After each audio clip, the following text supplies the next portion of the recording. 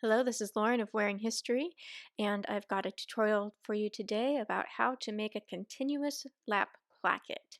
We're using this for the shirt of the Montana blouse, but you can use it for any shirt. First thing you want to do is snip where your shirt placket is going to go. For this, we're going to use cuffs later. I'm playing with them now. But you need a scrap of fabric because this pattern and a lot of vintage patterns don't actually give you a lap piece. So grab a scrap. It should be able to be cut 2 inches wide for this particular pattern. Here's my cat's tail. So just make sure that you don't get rid of your scraps when you cut everything out. I've got a 2-inch clear ruler and I'm drawing here with chalk. For this I use a lot of chalk. Make sure that you use some sort of method of marking that will come out in the wash. I'm going to give myself a cross grain on a straight line so that you don't have like a diagonal at the end. And then I'm going to cut that out with my scissors.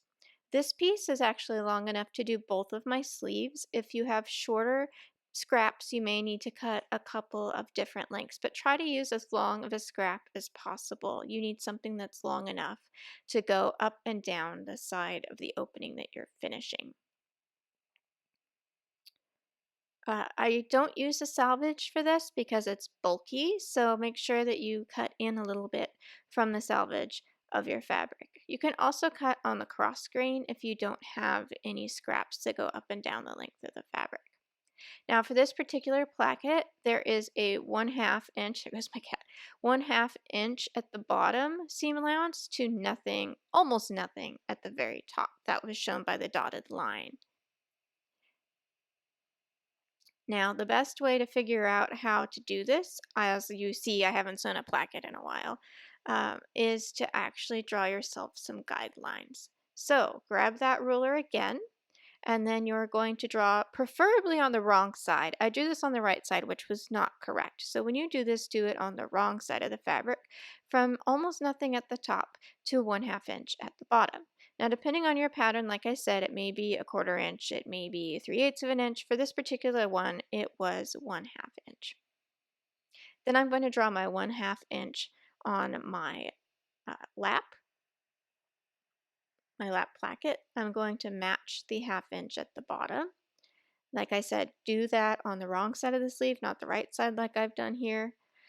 I'm going to start at the edge, go up to the top, and then go back down the other edge. Now at the top where it goes to nothing at your sleeve, almost nothing at the sleeve, you are going to want to still do that at the 1/2 inch on the placket itself. That keeps the grain line straight and it keeps everything from twirling or distorting. That'll make more sense as you see what I do here.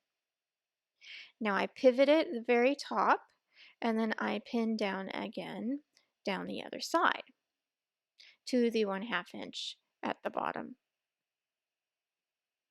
I'm going to check my work in a second. I'm matching the 1/2 inch right there. You can see me comparing the two. It's better if you're like do wrong side to wrong side and then you can just not lap it like I've shown. I'm sure you understand what I mean. So there's what one side looks like, there's what the other side will look like. And then I realized, wait a second, I probably should have pinned to the side I'm going to sew, which is the side that has to almost nothing at the top. So when I get to the machine, you'll see that I repin that because it's easier to sew that way. And then you sew with 1/2 inch seam allowance using the placket as the guide for where the 1/2 inch goes. On my sewing machine, you can see that I have a piece of tape that I put at 1/2 inch. That helps me to know exactly where to sew.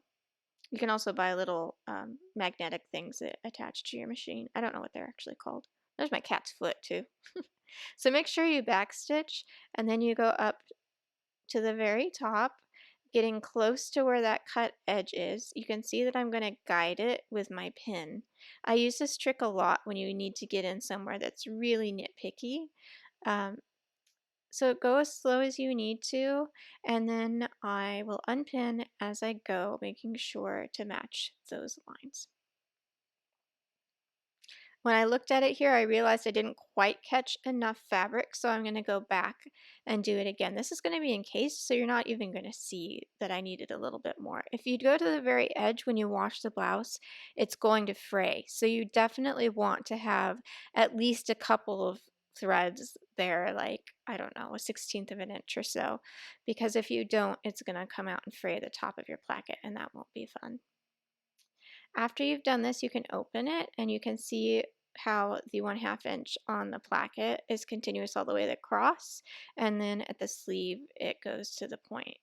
Then you turn under 1/2 inch seam allowance and you pin it covering that stitch line that you just made. This will encase the raw seam. Pin it at the top especially, and then you're going to smooth it down and try to make sure your grain line is going straight so you don't get any buckling or wrinkles on your placket. You can fuss with the middle after you've got it pretty much sorted out. You can see that I've redone it here. That's what it looks like when it's folded.